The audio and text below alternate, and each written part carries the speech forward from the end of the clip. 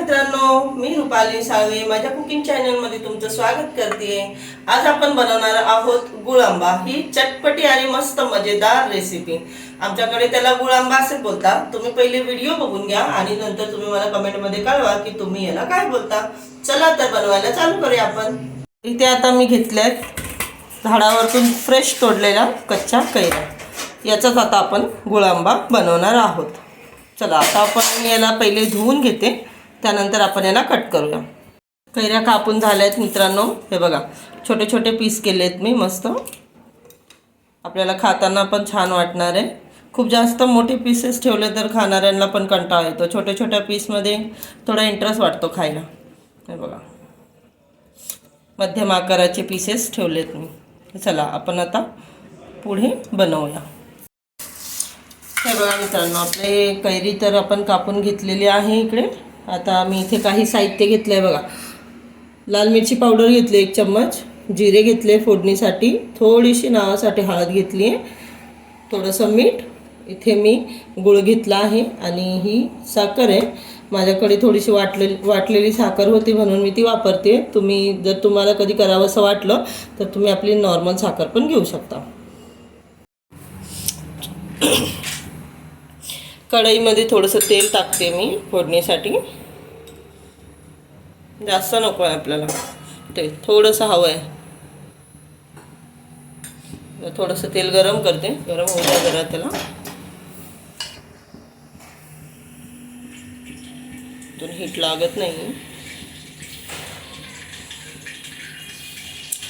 तेलाचा आवाज येतोय म्हणजे आपलं तेल गरम झालंय।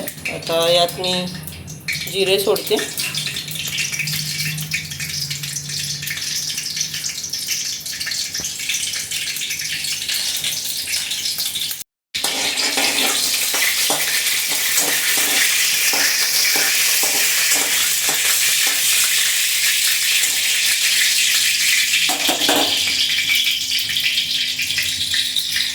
गॅसची फ्लेम थोडी कमी करते कारण की तेल खूप तापलं आहे। आणि याच्यात मी आता मिरची पावडर टाकते, नाहीतर मिरची पावडर टाकलं जळायला नको। मिरची थोडी तेलात शिजली, आता थोडं पाणी ॲड करते मी।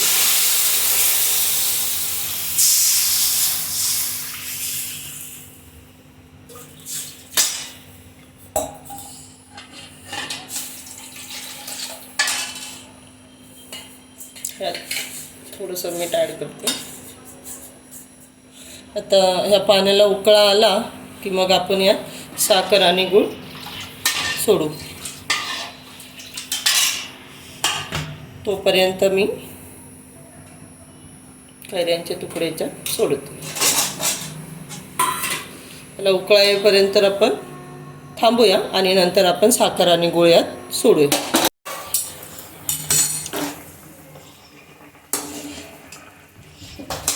छान उकळा आला आहे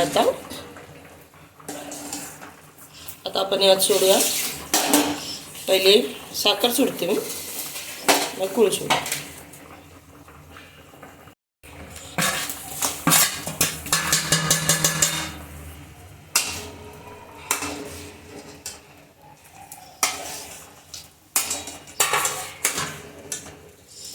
थोडं पाणी कमी वाटतंय त्यात, आपण त्यात थोडंसं पाणी ॲड करूया। पाणी ॲड करते थोडंसं।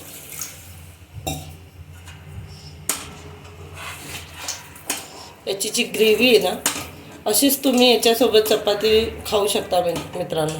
इतकी सुंदर लागणारी ग्रेव्ही, त्याच्यामुळे मी थोडीशी जास्तच बनवते कारण माझ्या घरामध्ये सगळ्यांना खूप आवडते। आंबट, गोड, तिखट अशा 3 चवी मिक्स आहेत त्याच्यामध्ये। आणि तुम्हाला तर माहिती आहे उन्हाळ्याचं असंच काहीतरी खायला चांगलं वाटतं माणसाला।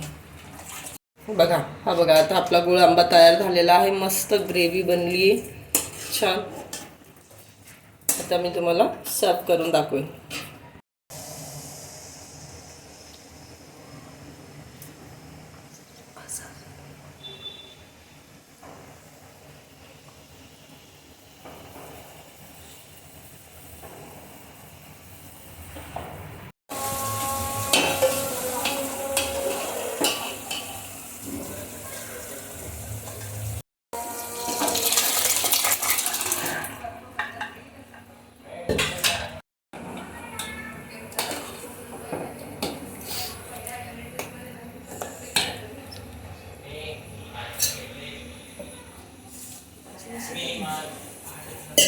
शॉर्ट्स टाक.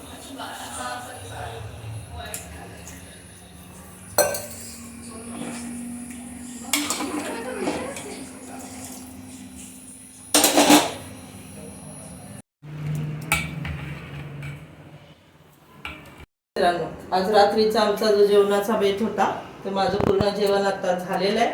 मी आता ताट तयार करते. तर चला तुम्हाला मी दाखवते. बघा, आजच्या ताटामध्ये ही मी बनवली आहे शेवग्याच्या शेंगाची डाळ शेंगा. थोडक्यात तुम्ही काय बोलता कमेंटमध्ये कळवा.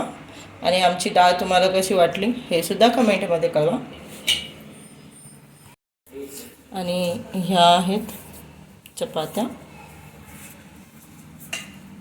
साध्या चपात्या.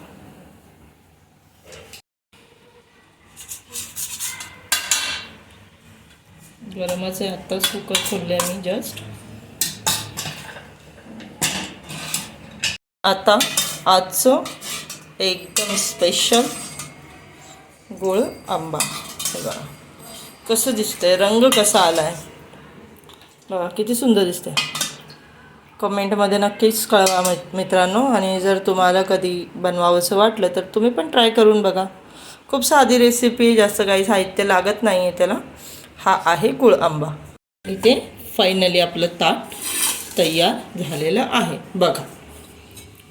डाळ, चपाती, गुळ आंबा, याला आमच्या मध्य प्रदेशच्या भाषेमध्ये लोणजी असे बोलतात. आणि आपला साधा भात. किती सुंदर सिंपल जेवण आहे. तुम्हाला कसं वाटलं मित्रांनो, कमेंटमध्ये मला नक्कीच कळवा.